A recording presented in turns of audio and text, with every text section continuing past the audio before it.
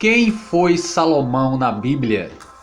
O rei Salomão foi o terceiro rei de Israel, filho de Davi e Betseba. O rei Salomão é conhecido por sua sabedoria e por ter sido o rei que construiu o primeiro templo de Jerusalém. Não existe praticamente nenhuma informação sobre os primeiros anos de vida e a juventude de Salomão.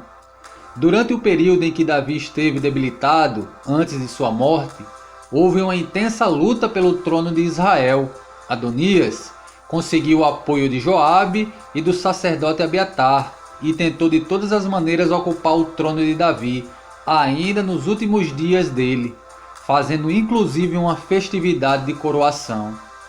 Quando souberam do plano de Adonias, os aliados de Salomão trataram de trabalhar para que Davi se lembrasse da promessa, ainda não cumprida a respeito de Salomão, de que ele seria seu sucessor.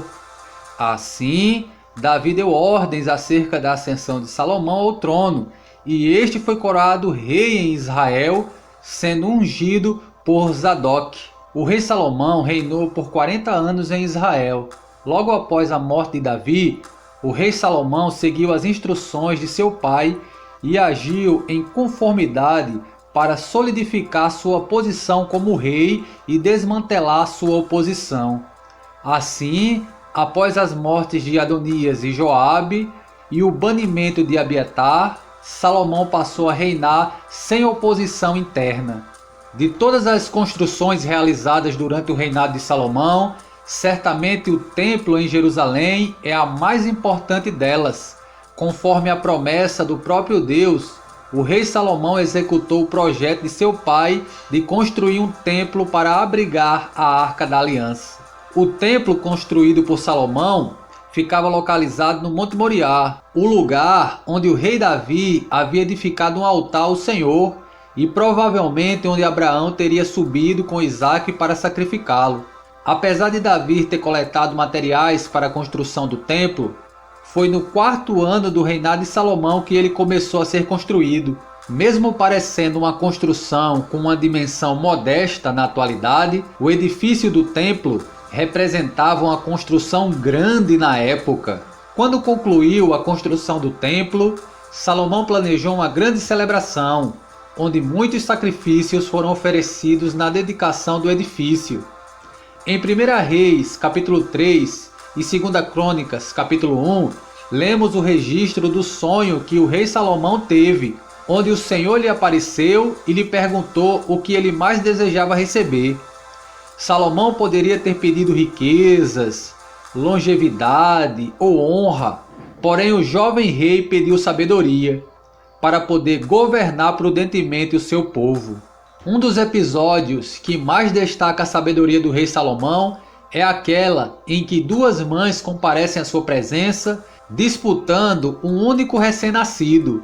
O caso era bastante difícil, pois não havia nenhuma testemunha. Com muita sabedoria, o rei Salomão propôs que o menino fosse dividido em duas partes para solucionar o problema. Diante da possibilidade da morte de seu filho, a verdadeira mãe preferiu entregar o menino à mulher impostora, e isto fez com que Salomão julgasse aquela causa de forma impecável.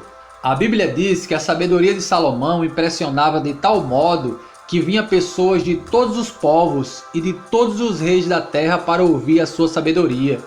Uma dessas visitas foi feita pela rainha de Sabá, que veio dos confins da terra para poder ouvir pessoalmente a sabedoria do rei Salomão. A rainha de Sabá fez muitas perguntas e enigmas a Salomão, e o rei respondeu inteligentemente a todos os questionamentos feitos por ela, deixando-a completamente impressionada. Na ocasião, a rainha de Sabá presenteou o rei Salomão com muitos presentes, além de 120 talentos de ouro. Apesar de toda a sabedoria que tinha, o rei Salomão tomou atitudes que lhe trouxeram problemas, dentre as quais podemos destacar a pesada carga de impostos que sobrecarregava os israelitas, a intensa poligamia, que foi o principal meio pelo qual outros deuses começaram a ser considerados em território hebreu. A vida conjugal de Salomão é a que mais merece destaque, pois além da poligamia praticada por Salomão, suas esposas estrangeiras fizeram com que ele, em sua velhice, ele praticasse uma adoração mista, seguindo outros deuses. Para o rei Salomão, o casamento fazia parte de sua estratégia política, ou seja, ele firmava muitas alianças através de seus casamentos. Foi assim que ele atingiu um impressionante número de 700 esposas, além de 300 concubinas. Entre as esposas do rei Salomão estava a filha de Faraó. O grave pecado do rei Salomão, ao afrontar a adoração monoteísta em Israel, quando começou a seguir outros deuses para satisfazer suas esposas estrangeiras, não poderia ficar impune.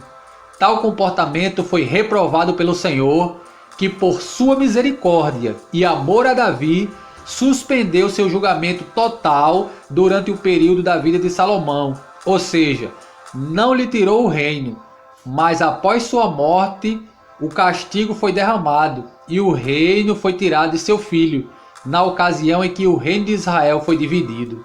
Mesmo em vida, Salomão experimentou as ameaças de inimigos levantados por Deus, como Hadade, Rezon e Jeroboão.